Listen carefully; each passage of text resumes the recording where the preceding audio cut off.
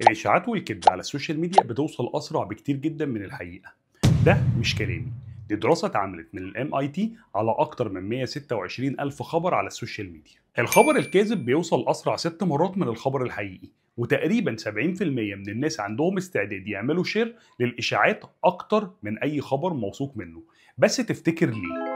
المخ البشري بيحب الحاجة الجديدة والغريبة، يعني لو ظهر خبر إن في ممثل خطفوا مجموعة من الفضائيين هينتشر بسرعة زي الصاروخ. تاني حاجة العاطفة، دايما الإشاعة بتثير مشاعر غضب، صدمة أو خوف، وفي دراسة عملتها BMC فيسيولوجي بتقول إن المحتوى اللي بيثير مشاعر غضب أو خوف بينتشر بسرعة جدا على السوشيال ميديا حتى لو مش حقيقي. تالت حاجة والأهم هي التحيز، يعني مثلا لو بتشجع فريق وظهر قدامك خبر بيتكلم عن فساد الفريق المنافس هتكون أول واحد بتعمل له شير. والأخطر بقى مع تكرار الإشاعة مخك بيبدأ يعمل ذاكرة كاذبة ويخلق تفاصيل وهمية بتأكد الإشاعة دي. الموضوع مش إن السوشيال ميديا فيها كذب، الموضوع إن الكذب بيركب مع دماغنا أكتر من الحقيقة. والسؤال هنا، هل هتفضل تدوس شير ولا هتقف لحظة وتسأل نفسك هو ده حصل بجد؟